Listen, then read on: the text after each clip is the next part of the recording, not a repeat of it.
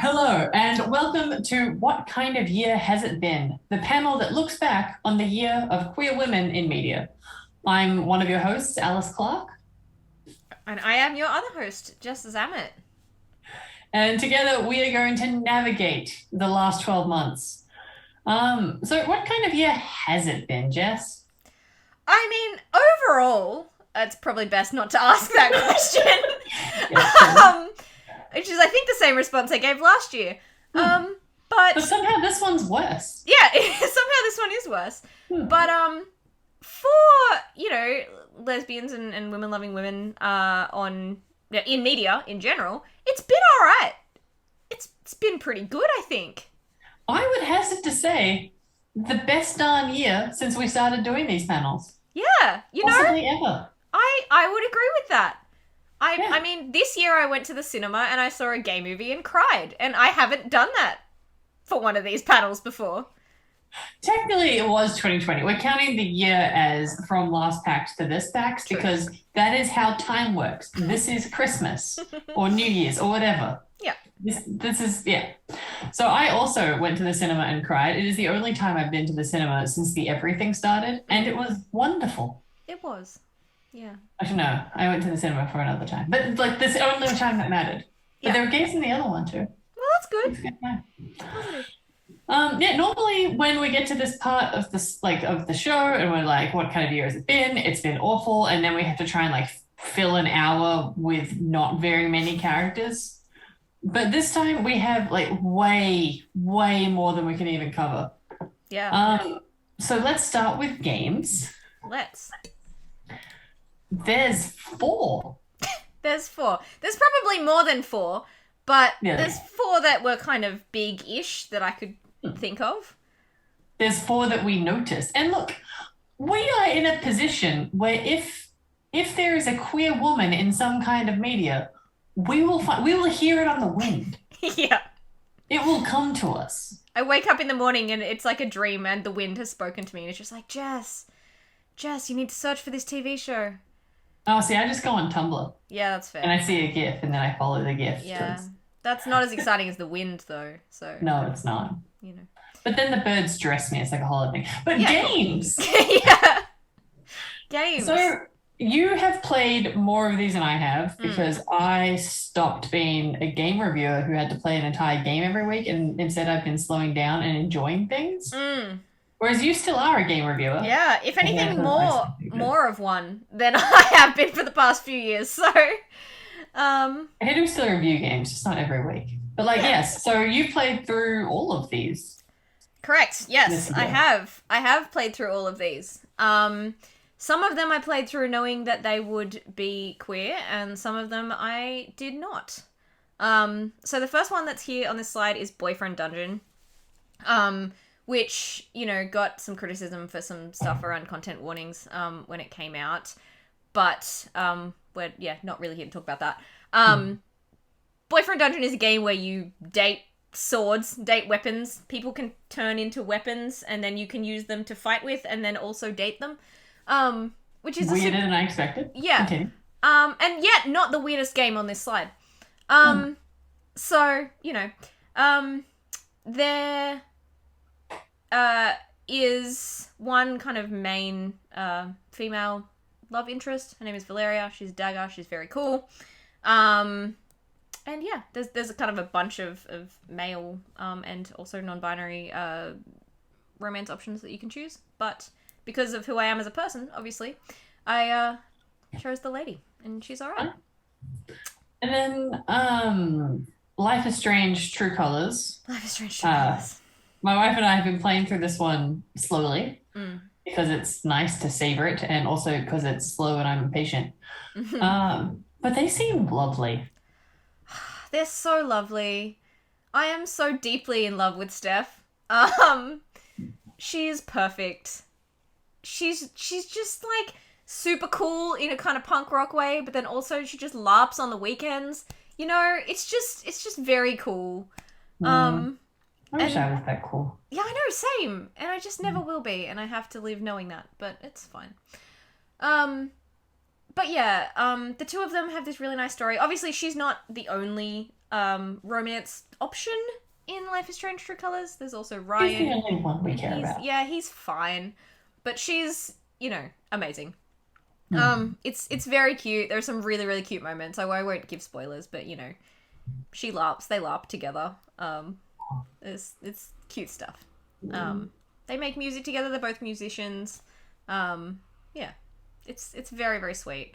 It's nice that Life is Strange is now being, because I mean the first Life is Strange was really formative for me and kind of meant a lot, but a lot of it was sort of implicit, or there were like little moments. So it's nice that the series is now being just extremely, extremely queer. Yeah, Life is Strange kind of tested the waters, like the first one, and then now it's really dived in. Yeah. Which is great. And then obviously Mass Effect. Yeah. Everything old is new again. Yes. Yeah. Was also quite big for me when it came out. Mass Effect, the trilogy, is one of my favorite game series. So that was cool to play through that again. Less cool that they didn't include a bunch of queer romances that were coded into the original game that they didn't release.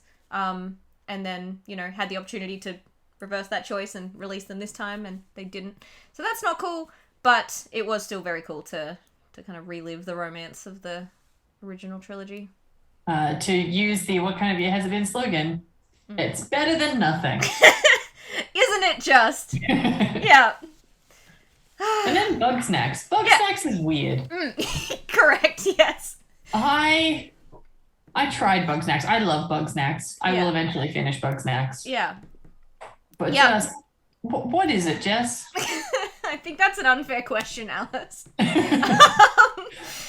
So I remember the promotional stuff for Bugsnax, and when it came out, I was like, that's fun. I really liked Octodad. It was absurd. I want to play Bugsnax. It's going to be, like, weird fun. And then it was just somehow one of the gayest games I've ever played. That is a high bar. Well, it's a medium bar. It's like medium. But, like, not your playable character, but one of the, like, main protagonists is a woman who has a wife, and they kind of go adventuring together, and and there's, non-binary characters, there's, like, queer dudes, there's just all of these layers to Bugsnax, and there's, like, mental health stuff. It's like there's a lot to Bugsnax. It's just, like, not only the terrifying kind of existential crisis of, like, oh, you eat things and then you turn into them. I am Bugsnax now, which on its own is still a lot. But somehow it was more than that. I don't think I will ever play anything like Bugsnax again. Nor will I ever stop thinking about Bugsnax just in my quiet moments. And that's beautiful. Yeah. So that's games. That is games. Yeah. So, movies. Yes. As we said, there were some. There were. Which is nice. Yes. So I am a Christmas movie tragic. I love terrible Christmas movies. Not as much as my wife. My wife once got us to watch 70 Lifetime and Hallmark Christmas movies in the month of December. That's a lot. I think I dream about them sometimes, but they've all just melded into one, where a woman who has a high-flying career and is very happily single suddenly has to go to a small town because her aunt died, and then she has to take over the farm. But then a handyman comes to, like, fix the farm, and at first they're adversaries, but then eventually he does something sweet and she finds out that he helped an orphan once. So then they fall in love and get married, and she decides she doesn't like having a career and just wants to, like, grow Christmas trees or something. Yeah. I love that. Yeah. Happiest Season was not that. It was not that. No. Happiest Season was a punch to the guts. And while I liked some of the characters, I did not love most of their choices. And there was a very weird scene on Christmas Day or Christmas Eve that, like, with a fight that just ruined it for me. But at the same time, I love it. And if anybody says anything bad about it other than me, I will defend it and then hate them. Yeah. It's a complicated relationship. Yeah. And I mean, I know that a lot of people, and I think including you at least a little bit, had criticisms that it wasn't just like this kind of happy, fun, nice Christmassy film. And on one hand, I agree. I also want that, like, weird Christmas tree, high-flying career journey film, but about lesbians. But I don't know, Happiest Season for me was like the first time I had felt, I guess, represented in how I spent several years of my life at my partner's Christmas, I guess, as just being like not a partner but there, but everybody knew but kind of not. I don't know. And yeah, it just kind of was a lot to have that sink in at the cinema, just being there and seeing it with her and crying. So yeah, it was a special experience, and I'm glad it exists, but it is definitely not without its flaws. I'm so glad you got to have that experience. I think that's really important. It's an important thing for movies to include. I wish they'd handled the last quarter of the film better. Yeah, I agree. And I also wish I hadn't gone in there expecting a happy Christmas movie, because that's kind of what it had been billed at. I didn't know it was going to be it's a happy Christmas movie. Oh, what's that? I'm just going to punch you in the guts and then kick you around for an hour? That's fine. Yeah. And I do get a little bit sick that so many of our queer stories that get told in cinema and often on TV is just about the homophobia. Yeah. Our stories that get told are about the things that straight people do to us and what our fear of straight people makes us do to ourselves. Mm-hmm. And I don't always want that. No. If I wanted that, I would go back to high school. I come to Escapist Media to see the utopia. Yeah. I agree. But if you want a happier Christmas movie that is non-religious, I Hate New Year's was just wonderful. Tell me about it. Okay, there is a woman called Kristen Baker who I love. She runs Tello, which is a queer women's streaming service. And she's decided that every year she is going to fund, write, and direct a lesbian Christmas movie. And I love her for that. It's a noble goal. And support her wholeheartedly. Last year's was I Hate New Year's, starring Dia Frampton and someone else who was wonderful. And it's about this pop star coming back to Nashville. It's New Year's Eve. And I can't remember the setup, but they have to tell each other, like they end up wanting to tell each other they love each other because they're best friends. Look, this is technically a spoiler, but it's the only reason why you watch the movie. Yeah. So, and we all know it going in. And it's just like there's original songs. They sing really well. It's fun. They're an adorable couple. Yes. There's a fairy godmother. It has most of the tropes that I wanted, and it's so good. The one she made, the previous movie, which I can't remember the name of, starred Dominic Provost-Chocoley. It was kind of like a Love Actually situation with 4 queer couples that fall in love. Amazing. Which I love. And then this year it's going to be called Christmas on the Ranch, and as soon as I heard about it, I backed the Kickstarter. Yeah, for sure. I can't wait because they're going to be on a ranch. Yeah. Look, amazing. I don't like horses or farming because I'm allergic to everything, but I am so into it. I love horses, so I want this. The horse girl in me, who's still like 10 years old at heart, is just like, yes. Oh, you absolutely are a horse girl. You've explained so much. Yeah. Which I say with love. Yeah, that's fine. I've accepted it. It's who I am. I patted a horse at the Royal Melbourne show when I was like very little, and then I rubbed my eye, and then my eye fell out of the socket, and there was an ambulance, and my dad chased off the ambulance with a Bertie Beetle show bag, and it was like a very formative memory. Yeah, that's trauma. That's, yeah. But horses sequel. Anyway, yeah. Prom. Yeah. Why do we let James Corden be in things? I don't know. I didn't personally. It wasn't my choice. But I'm blaming you, Jess. Thanks. I appreciate that. But I feel like James Corden aside, Prom was... I cried in Prom as well. Oh, yeah. I cried in all of these movies and most of these TV shows. Yeah, it's true. It doesn't take that much to make me cry over lesbians, so, you know. It's been like... It's been a rough 18 months. Like, it's just nice to cry sometimes. It's true. But, like, Prom was beautiful and not very good, yeah. But I loved it, but I also hated it deeply. But it was so good, but it sucked. That's how I feel about a lot of the things that Ryan Murphy does, to be fair. Yeah, actually, that does stack for Ryan Murphy. Yeah.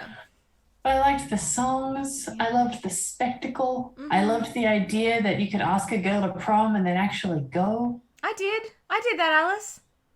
I mean, I not think prom, but like expelled- year 12 formal. I got expelled just before my first formal, and then I came to my new school, and then I got expelled again before the formal, and then my next school had already had the formal. Oh, I'm sorry. And then my school after that didn't do formals. Well, that's just terrible. That's a Also, terrible story. was a closet case. But anyway, these ones were not. Yeah. I mean, I sort of still was, but like enough not at high school that we still went together to the high. Yeah. Yeah.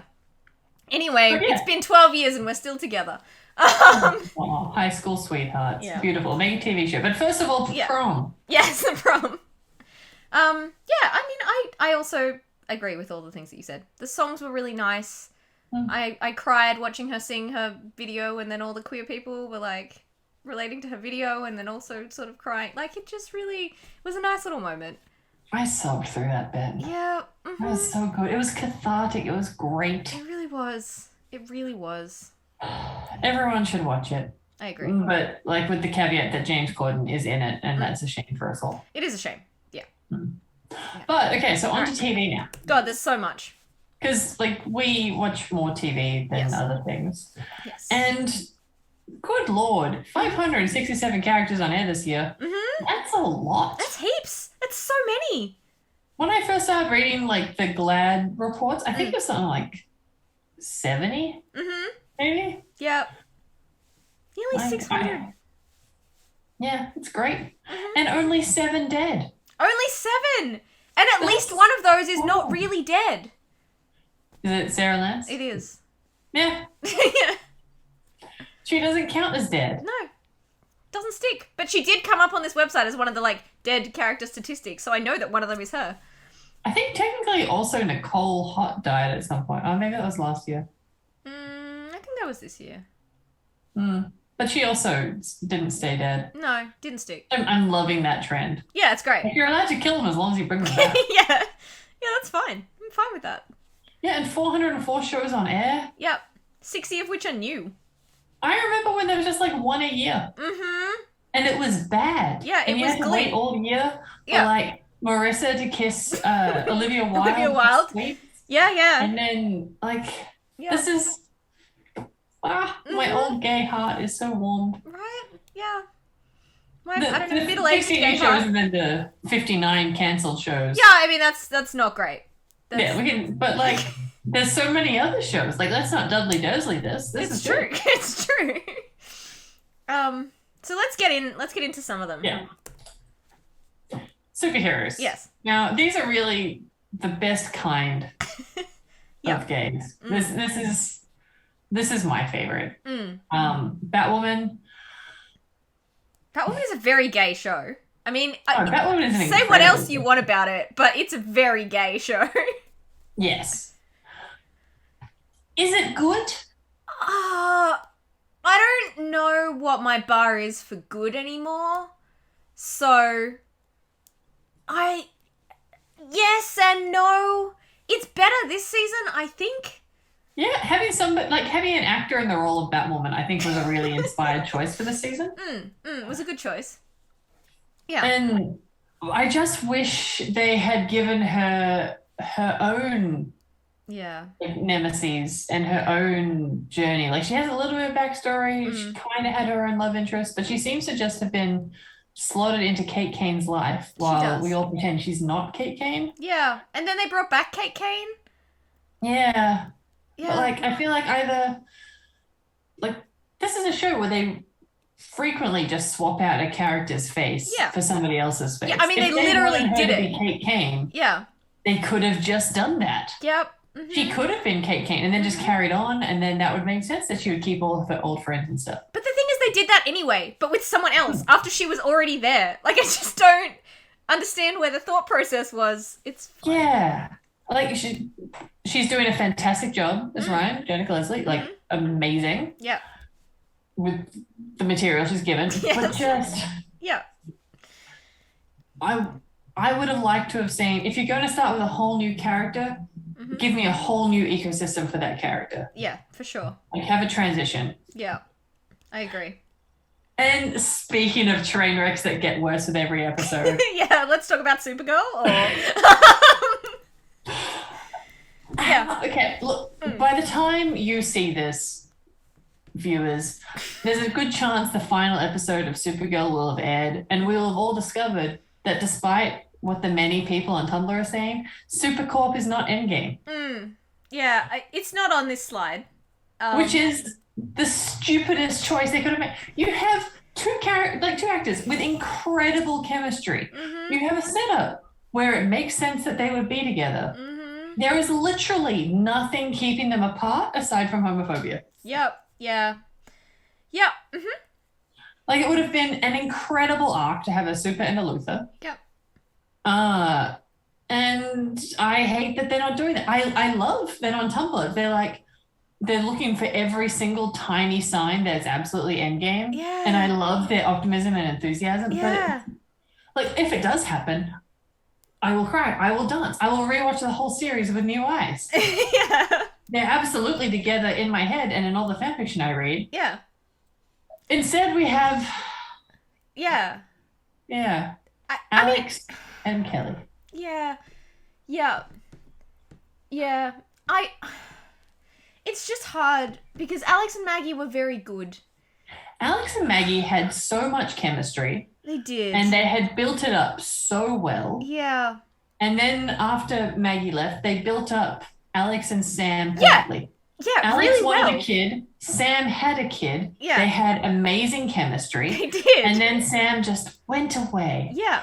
And then they shoehorned Kelly in without as much of a build-up and without giving Kelly really her own proper character arc. They're doing that now. Yeah. And she has done the classic thing where she's highly skilled. She is an incredible psychologist, and she has found an area that she's really interested in with people who really need her help. They need her psychological support. She could have run that fostering group home, and instead she's decided to go out and punch people even though she's not good at it. Yeah. Yeah. Which, obviously that's the choice that you're going to make in her shoes. Yeah. Like, I feel like they could have done a really good arc about how anyone can be a hero as long as they go use their skills. Like for the importance of soft skills, like the importance of empathy as a superpower, which literally was there was a whole game about that this year. Like it, Yeah, also, like, that was kind of the whole thing in season 1 when Supergirl lost her powers and she had to talk down that gunman. Yeah. And the whole thing was that Supergirl doesn't just punch, she also cares, and that's what makes her a hero. Yeah. And they did abandon that in season 2, and they just made her when dumb, they abandoned, even though she was the youngest Kryptonian to ever be accepted into the Science Guild, so technically, which has much more advanced science, so she should be much smarter than anyone on this earth. But she's just a dumb jock who punches things, and gosh darn it, that's what Kelly wants to be now too. Yeah, and it's upsetting. Kelly is could be such an interesting character, and she deserves so much better than how this whole thing has played out for her as a character and as a love interest. And it's just why do you do this with everything, Supergirl? Why do you take good things and then make them not good things? I don't understand. This season has built up Kelly and Alex's relationship a bit more. Last year, I felt no chemistry for them, and I got nothing, no matter how much I wanted to love them. This year, you know what? I can see how and why they're in a relationship, and I support them, and I want them to get married and have babies and be very happy. Yeah, I feel that. I do. I don't not want them to be together. I just wish that I cared more, because I care a moderate amount, but I should care heaps, and I just don't. They just don't. These writers and these directors, and they went on such a long chemistry research for the actor who played Maggie. Yeah.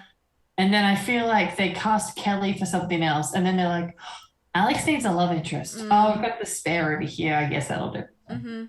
Yeah. And Kelly deserves much better than that. She does. Yeah. So does Alex. They both do.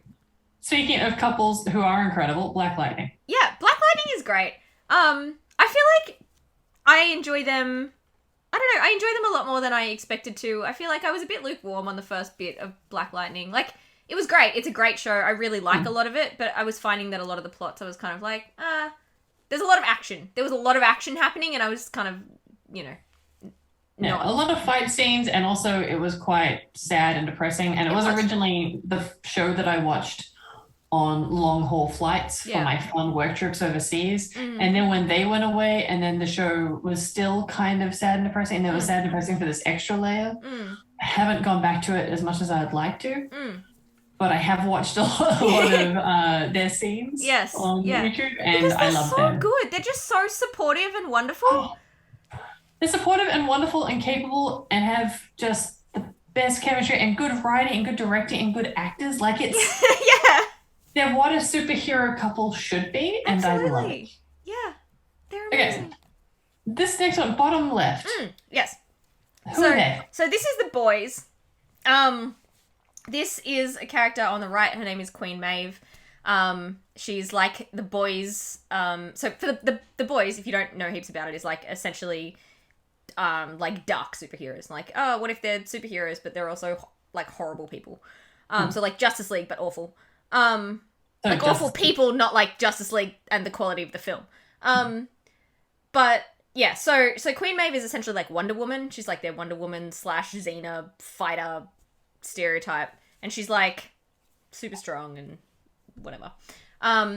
She is bisexual, and they kind of touched on it in the first season, and in the second season they went into it a little bit more with this love interest. Her name's Elena, and she's like a girlfriend from Queen Maeve's past, and they broke up because Maeve is like scared of her getting hurt because they're superheroes and they fight bad guys and it's like dangerous. And also scared about the backlash of like, oh, I date ladies. How's that gonna read in the popularity scores of, me as a superhero, and people aren't gonna accept that. And in some ways they're really cute and they're really nice to watch and I really enjoy them together. But The Boys is also just a generally kind of like upsetting show, I guess. It's like quite sexist and quite heavy-handed in the way that it likes to portray some things, and then like not heavy-handed enough in the way it tries to do other things. It's an odd show. It's an Eric Kripke, who made Supernatural, also makes this show. Yeah. Okay. Yeah. Supernatural, the show that was famous for its amazing female characters who lived. Wasn't it? Yeah, wasn't it just? So yeah, I don't know. She's cool. And I think she's kind of coming into her own a bit and getting her own kind of arcs as a character, and I'm interested to see what they do with her next season. But I am scared that they're gonna just do awful things to this couple. Look, it sounds like they will, and that's one of the reasons why I haven't watched the show. I don't want to watch shows about awful people. Yeah, that's fair. But speaking about shows about amazing people, the next one is Legends of Tomorrow. Yeah.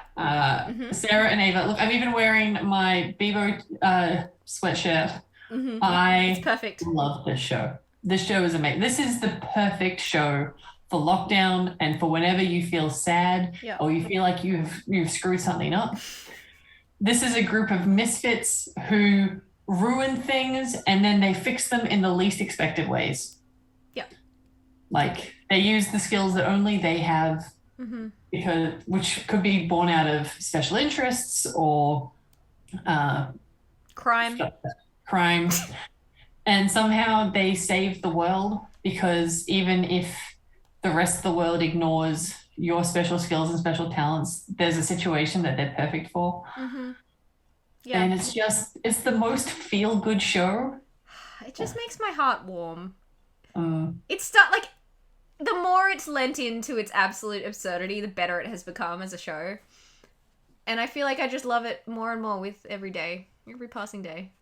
So some shows, they jump the shark and you're like, oh, well, this is bad now.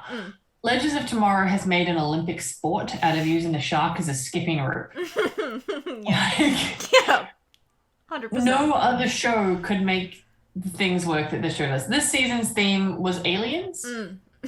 Obviously. Yeah, obviously. And even more clones. And like in one episode, they have to bowl competitively to save Earth. My favorite one was the like half animated Disney musical one. Oh, that was pretty good. Yeah. I love that one. Yeah. Or the one where they had to go on the sitcom about weed smokers because they had to save a baby alien. Yeah. Or the singing contest one. Singing contest one was great. Yeah, they had to win the singing contest so that the aliens didn't win, I don't know, the world or something. Like, it was, yeah. Yeah, like not as soon as you try and describe any Yeah. episode of Legends of Tomorrow after season 2, because season 1 and 2, it was trying to be a serious time travel show. They gave up on that. Yeah. And it's better for it. Yeah, it's much better for it. Like season 1 is an entirely different TV show to whatever season we're up to now. I feel like I watched the first season and then I didn't really watch season 2, and then we met.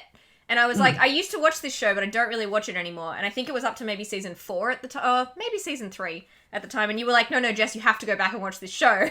It's good now.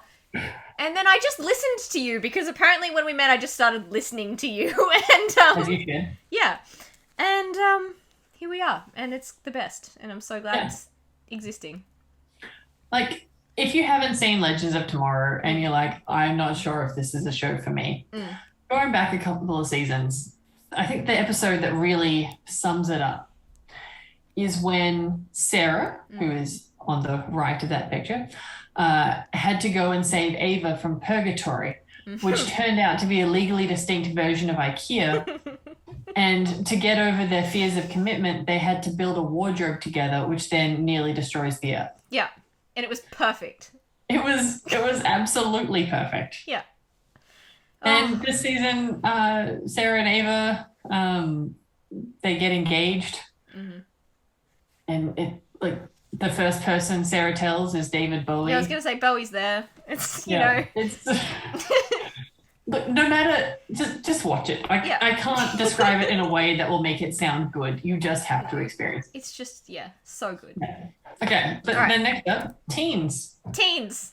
Oh, wouldn't it be great to be a teenager right now? Just kind of coming into your own, and you've got Lil Nas X, you've got Halsey, you've got G-Flip, there's Paris, there's King Princess, and then there's all these amazing teen dramas. Literally, when I was a teen, I had Glee and I had Skins.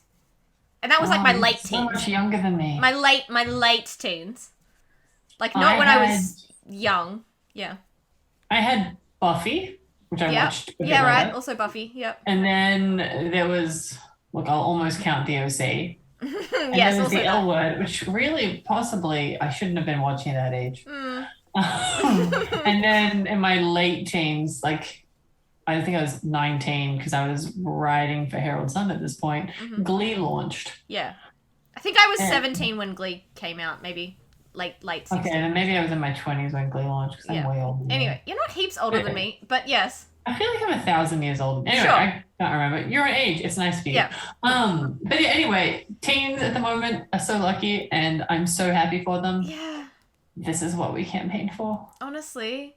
I want to cry sometimes thinking about what it must be like to be a kid or a teen. Look, it probably still sucks because there's no time in history when being a teenager is good. Sure, but it sucks less for this specific reason. But in these specific countries. Yeah, in these specific countries, that's true. Yes. In certain areas. Yeah. But in general, pretty good. Yeah. So let's start off with Dairy Girls. Yeah. Which you have there's seen. A new season coming. Yeah. Hopefully she gets a girlfriend, but it's delightful. Like, it's one of those shows where they don't always make good choices, and sometimes you're so embarrassed, like you have to watch behind your eyes. But Sister Michael is just the funniest person ever. Nice. And you should watch it. Great. Next up, we have Ginny and Georgia. Again, another show about not particularly likable people, but I also really liked them. Like, if you've seen Never Have I Ever, which is another show further down, this is very similar in tone. Okay. It's that kind of teenagers making understandable mistakes, but then there's also some identity theft and light murder. But like typical teenage stuff. Sure. I watch Riverdale. And then the right is The Wilds. I love The Wilds. The Wilds is wonderful. It's basically what would happen if Lord of the Flies was just a bunch of teenage girls from different socioeconomic backgrounds. That's pretty cool. And it turns out supportive, wonderful, but hellscape, and I can't say anything more because I'll spoil it. But I will say that I got married on that beach in New Zealand. It's also the beach where they filmed a lot of Xena, which is why I got married there. And it's a beautiful beach. It's called Bethel's Beach. It's so good. The sand is black. And the show is just as beautiful as its setting. Nice. I'll have to watch it for sure. The next one down is gentle spoilers, but I'm not going to go into it too much. So this is from Love Victor. This character's name is Lucy. She's not been in it heaps up until now, but what you can see is the beginning of what season, like the end of season 2 hints, might be something going into season 3. So the character that she's in the picture with has had relationship dramas of a different kind all through the season and is going through a tumultuous period of like, who am I? Who do I want to be with? What's important to me? And it kind of seems like that journey is going to go in a kind of gay direction based on what happens in the scene that is pictured here. Wonderful. And then next up, it looks like Atypical. Yes, next up is Atypical, which I love as a show. I think Atypical is a wonderful show. This is Casey and Izzy. So Casey is the main character's sister, played by a non-binary actress, Bridget Lundy Payne. Bridget Lundy Payne, who is trying to navigate this relationship with her best friend off the back of breaking up with her boyfriend upon realizing that she has feelings for her friend Izzy. So everyone's still kind of like, their dad is sort of like, oh, you know, she's gonna get back together with her boyfriend Evan because that's how it's gonna be. Like, they're just going through a rough patch, and the family kind of like doesn't tell him about this relationship because she's like, oh, he's gonna see me differently, he's not gonna react well to it. And it's very much just like a teen kind of coming of age, like, this is who I am thing. But it's really sweet, and they're like very supportive of each other. They both want to be runners, and they're like, you have to chase your goals, even if it means like not being with me, because that's what's important to us. And yeah, it's very, very sweet. They have their own family dramas and kind of navigate through that, and it's just nice. I cannot imagine having a thing like that to see on TV when I had been young. Like, it just blows my mind. So yeah, that's it. And next up, Never Have Ever. You've seen this, right? Yes, I have. They're all awful. Not the relationship, but the people. But they're awful in the way that teenagers are, because teenagers generally self-absorbed. Like, I know I was, and all my friends were, because it's just, you don't know about the rest of the world yet. You're not built to make the perfect choices yet because you haven't seen enough different sides. You haven't lived enough. Yeah, it's true. Maybe I've just been not a teen for too long. Maybe I'm too old now, but it just... Yeah, I mean, Fabiola, who is the main, like, person in the main queer relationship, is not a terrible person. She's a much better person than most of them, I think. She's great. Yeah. She is the good one. Yeah. She's, like, likes robotics. Yeah. And stylish suits. Like, and she's learning queer culture, which can be really...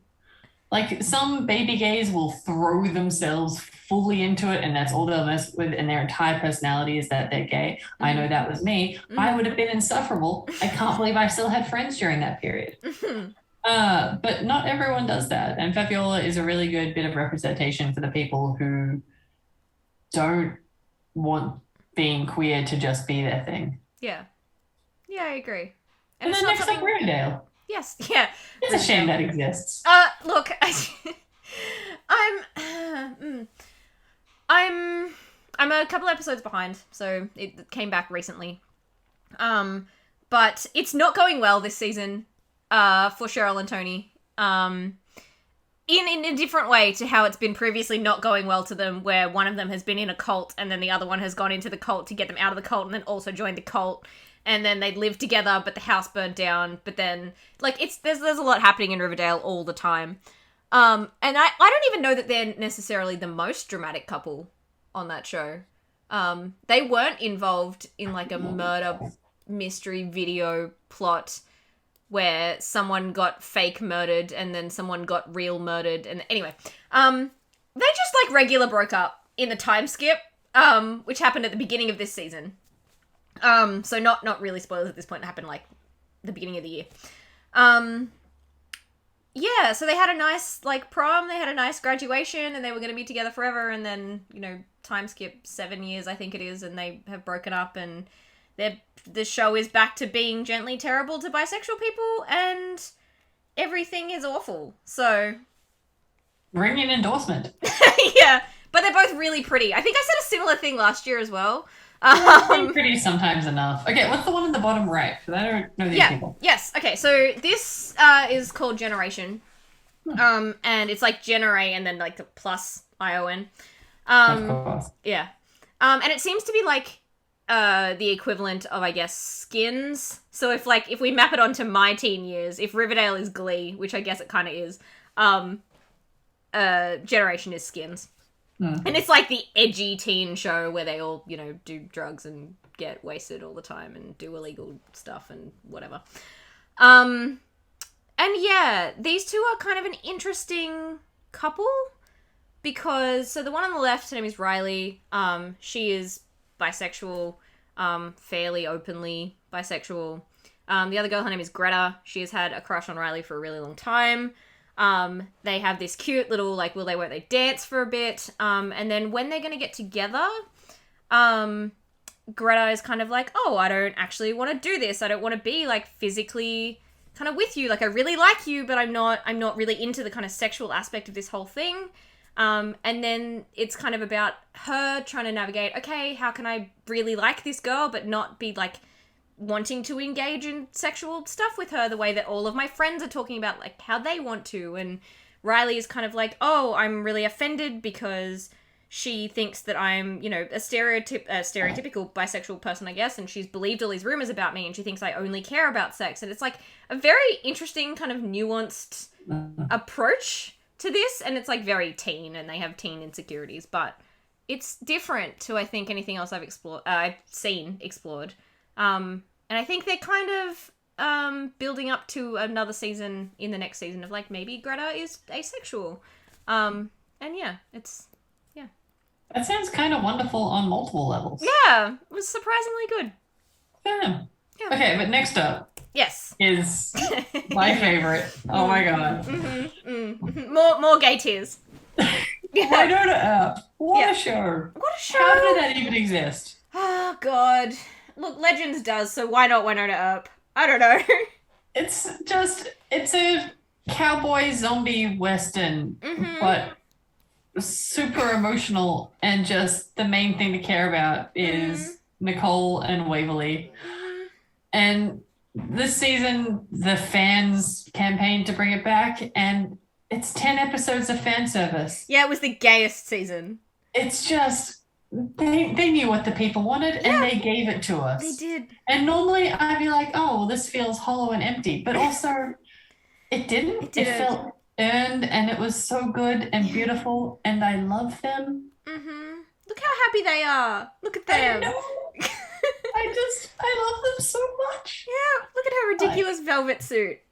I cried. Look, okay. I wanted a red velvet 3-piece suit for my wedding, and Karma talked me out of it. Karma's my wife, and also a force of the universe. And look, it was probably right. I would have looked like a couch at the art center, but at the same time, seeing Nicole pull it off, I wanted that for me. Yeah, I'm sorry. I'm sorry that you didn't get that. But also, I'm not that sorry, because Karma was probably right. She was absolutely right. Yeah. Yeah.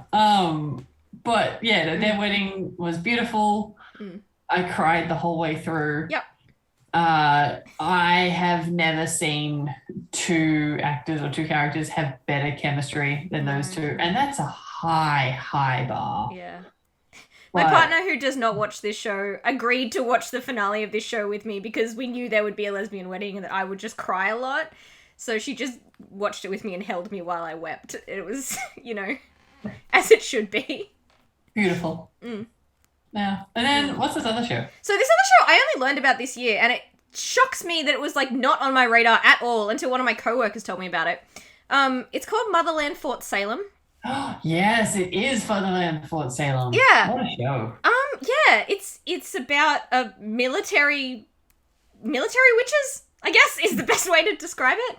And it's, like, super dark and very interesting in some ways. Leans a little too heavily into kind of an evil bisexual sort of thing that's going on, which I don't love. But as I understand it, the second season is kind of better. So yeah, I'm not up to date with the second season yet, but one of the main characters is incredibly gay and not at all kind of shy about that. Mm. And everyone's chill with it. They're all just like, sure, we don't like you because you're a rebel. We just don't really care that you're gay. Yeah. Yeah. She is not especially likable. She's not. Done it. Yeah. Yeah. So there's that. Okay, and then on continuing shows. Yes. I'm not sure if All Rise is still, if it's getting a third season. I hope it does. Because Catherine from CSI and Amy Acker make an adorable couple. I love that. I started watching All Rise because I read an article about how the showrunner was a terrible, terrible person, but how everyone else in the show was kind of saving it and putting it all back together. And it was season 1 was a perfect lockdown show because it was like a dumb West Wing. Oh, great. Like, it's not as intellectual as the West Wing, but it's good people doing good things in a good way. Season 2 then dealt with incredibly important issues of Black Lives Matter and the pandemic, but became less of a good lockdown show because I didn't want to see that much pandemic stuff. But season 2 brought Catherine from CSI and Amy Acker together, and for that, I love it. Yeah, perfect. I love it. Like, it doesn't deal with any of its issues especially well. It is quite clunky and ham-fisted, but everyone means well, and sometimes that's enough. Yeah, sometimes. And speaking of meaning well, but not being an especially good show, Station 19. Station 19. The Grey's Anatomy spin-off that good. Which you introduced me to during this panel last year. Yeah. And then I became gently obsessed. I don't want to say it's a great show, but it's a show I really enjoy watching and that my wife tolerates. Yeah, nice. Barely. The dream. I love this couple. Yeah. And they're beautiful, and I can't remember their names right now. Maya and I did Karina. have notes. Yes, Maya and Karina. They did so many awful things to each other, and they shouldn't have gotten back together because they just keep hurting each other. But gosh darn it, I love them. But that's a Shonda Rhimes universe relationship. So if this was real life, I don't think they should be together. But in fiction, yes. Yes, I agree. Absolutely. Another lesbian wedding to add to the list also. Oh my god, so many lesbian weddings. The lesbians just want to be married this year. Yeah. I might have to add it to Dead Evil Pregnant. Yeah, nice.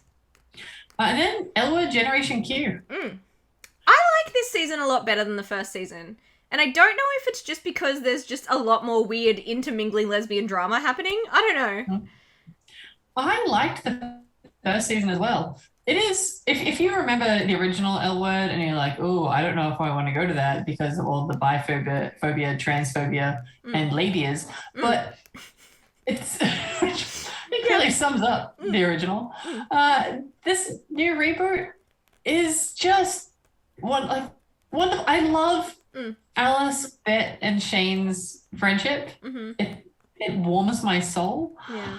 Shane's hair is still terrible as her outfits, but I want all of her outfits. Sophie is making the worst choices, and I hate it, and I hate Finley, but I love watching their drama. I live for it. Yeah. Sophie deserves better. Gigi deserves better, but is also kind of manipulative. Yeah. I feel a lot of Angie's donor drama. Yeah. Like, I think they've portrayed that really well. They've really done their research. There is amazing representation from across the entire spectrum. Yep. Like, I don't think I've ever seen a sex scene that had to negotiate a wheelchair before. Like, that negotiated a wheelchair before. Like, that was kind of amazing. I read an article about those, like, the two actors in that scene and how important it was to them, and it's so powerful and amazing. They did a good job, from what I can tell. It's just, it's a show you got once a week. It's a highlight of our week at the moment. Because not much else can happen. I agree. I particularly, my favorite characters I've actually just realized is not in this picture, who is Tess, who is Jamie Clayton. But yeah. Yes, Tess is wonderful. I love her and Shane. Yes. Yeah. And I just want Shane to not mess up. Kiara and Shane broke up. I love them, but like for Tess, I'll be happy with that. Yeah. We could do a whole one of these panels on that show. We could do a whole other panel just on the relationship between Carrie, Tina, and Bet. And is Bet doing the right things, but we don't have time for that No. today. Yeah. And then Dickinson actually probably should have been on the teen drama slide. Whoops. Yeah. But it's on Apple TV Plus, and it's basically a teen drama about Emily Dickinson that absolutely should not work, but is so good. Mm-hmm. I'll get And that. then while we're on the subject of Apple TV Plus, Mythic Quest. Mythic Quest. Yeah. Gosh, this latest season was bad. Yeah, it wasn't as good as the first one. No. Like, let's lean into all of the harmful stereotypes and tropes we possibly can, and just really destroy any goodwill we had with any viewers. Yeah. I'm still going to keep watching it, but sure.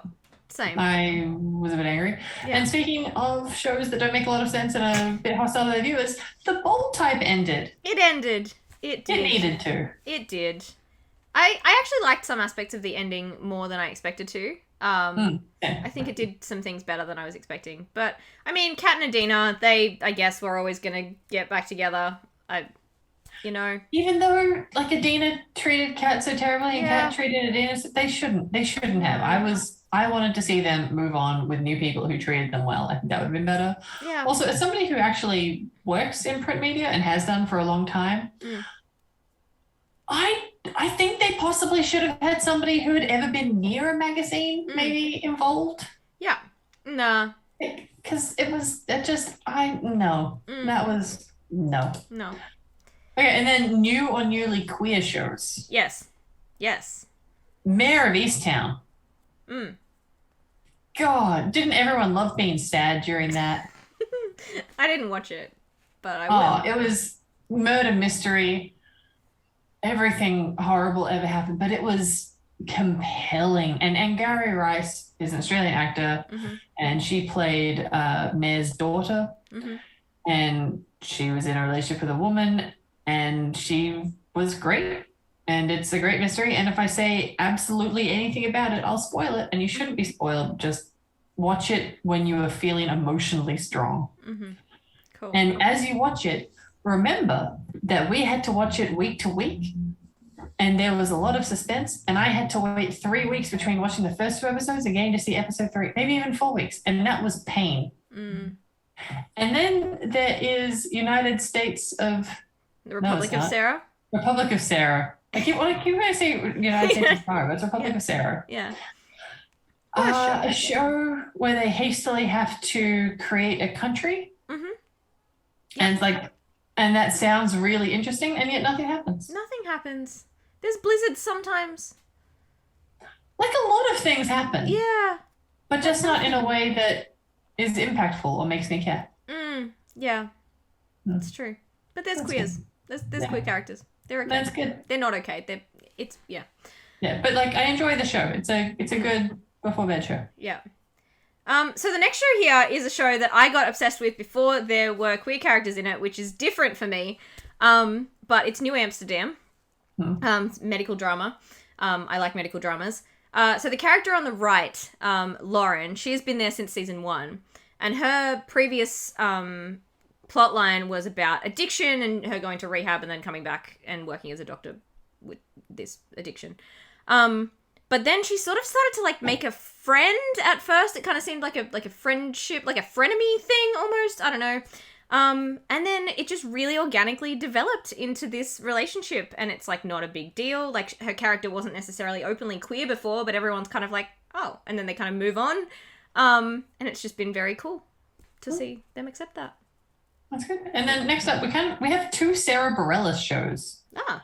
Which is not a sentence I ever expected to say, because I didn't know Sarah Bareilles did shows, and yet she did Little Voice, which is on Apple TV Plus, and is incredible-ish. Actually, no, it's really good, and I love the music, and I love the characters, and it made me fall back in love with New York. And there are some queer characters, and they don't have a very good time, but I like them. And then below that is Girls 5 Ever, which is hilarious. It's great. What if a one-hit wonder girl group from the 90s tried to make a comeback in the 2020s, but without the pandemic, and it was funny. and Yeah. the music is great, and you just have to. It's very Tina Fey and Sarah Bareilles, Yes, very. and those are good things. They are. Yeah, so the couple in the bottom left there are from a show that I only started watching recently called Home Economics, which is about these three, like, siblings, and one of them's really rich, and one of them's kind of, like, middle class, and one of them's kind of poor. And they're, like, navigating that. It's, I guess, like a dramedy family thing. But yeah, one of the families is this lesbian couple. And they're kind of stereotypical. Like, one of them is kind of a, like, angry feminist vegan lesbian.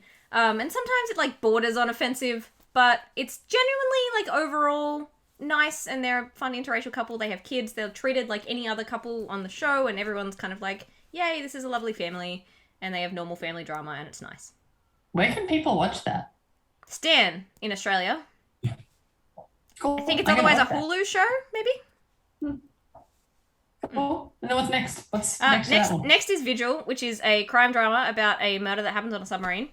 That has Rose Leslie, which you may know from The Good Fight or from being in Game of Thrones. Oh. Yeah, and Saran Jones, who is also known for being in a lot of British things, but, Gentleman Jack or Scott and Bailey or... Ooh.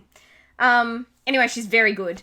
And they're both very good, and they're cops, and they're trying to solve this murder, but they also clearly have, like, a past and maybe a future / current. I don't know, I'm not all the way through it, but it's good. They have a lot of chemistry. They're very good.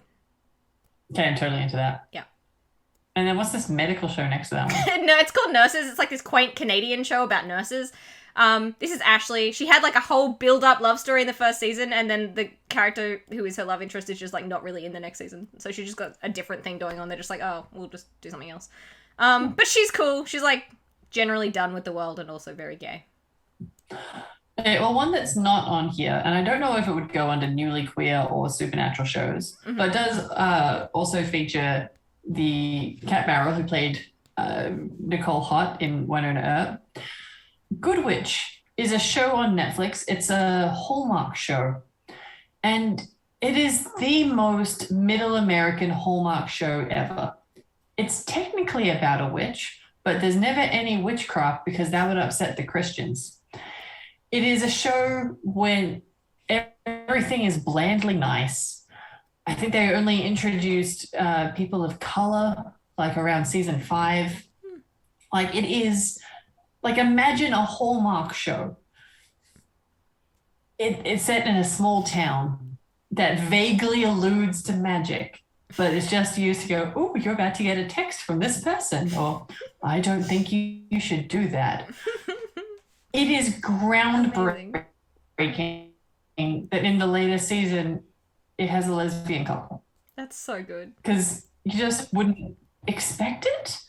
Like, it's a show that we started watching before bed during lockdown 1 because nothing happened. It was blandly nice, and you could fall asleep halfway through and you wouldn't miss anything. And it was like a lullaby that made you vaguely angry. Yeah. And in the previous season, they actually kind of hinted, they had the woman who played Laura Hollis in Carmilla, and they kind of hinted that she and Cat Barrel's character, there could be like there was a little bit of queer baiting, but they backed away from that. And then this season, they're like, you know what? They have taken the bait. They watched the show now. Let's give her a girlfriend. Amazing. She's a firefighter. Yeah, of course she is. It's a contractor and a firefighter. Incredible. And, like, it's just, they just accept it, and it's just nice. And as I said, I have seen a lot of Hallmark and Lifetime original movies. I did not think I would see this from that channel, and actually it really shows that there's a lot of acceptance now. Yeah. Like, I think it's a real meter of how far you've come when even the most, like, a network that took off an ad that had 2 women getting wedding rings now has a major, like, main character having a queer arc on a show. Yeah. Like, none of it's good. It's a terrible network that makes terrible shows that you shouldn't watch. Yeah. But it's one of those guilty pleasures that you can have on in the background, and it's fine. Yeah. Amazing. Yeah. And we kind of talked about the one in the bottom right who is in Girls 5 Ever. Yeah. Yep.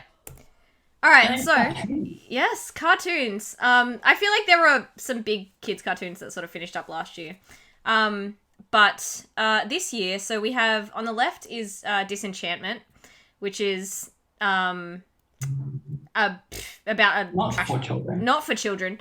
Yeah, it's about a princess who's just generally like uncouth, I guess. I don't know, and she's like trying to save her kingdom. But she has this cute, unexpected romance with a mermaid, and it came into a show that I didn't think would kind of go there. And then it did. And again, everybody was kind of chill with it. But what I really want to talk about is the Owl House, which is on the right. The Owl House is a Disney show, in which there are these two characters, Luz, who is on the right, and then Amity, who's on the left. And in the first season, there was kind of like, they would blush around each other and like trip over words, and it was like a bit cute and, you know, nice. But in the second season, they have fully gone for it, and now they're dating, and they're like, I'm the best girlfriend ever, this is my awesome girlfriend, which is just not a thing that I ever expected would come from a Disney show like this. And it's so, so cute, because they're just like awkward teens in love, but on this Disney show about magic. It's like, it's amazing. Everybody should watch this show. Incredible. Yeah. Yep. Like, and also the fact that they haven't pulled a Disney's first queer character headline is shocking. Yeah. Because there's like one of those every week. Yep. But no. Should be said that the Owl House is partially written by the wife of Noel Stevenson, who wrote and created the new She-Ra. Yes. And like the torch has well and truly been passed on. Yeah. And it's amazing. It is. It's so cute. Yeah. Okay, well, I think that's all of our time for today. Thank you so much for watching. There are so many more queer shows, and all we want to do is talk about queer women in media. 100%. So you should totally find us on Twitter. I'm at AliceDKC, and Jess. Yep, I am at Zammit Jess, and absolutely, let's talk queer ladies all the time. All the time. All the time. Yeah. Yeah. But yeah, thank you so much for watching. We're going to be hanging around in the PAX Together Discord pretty much all weekend. That's my home. So I can't wait to see you there. Please come join us and tell us all about your favorite queer moments this year. We want to hear them all. We need recommendations. And we also want to cry together about Legends of Tomorrow, White on Earth. So come hang out. Yeah, please do. See ya.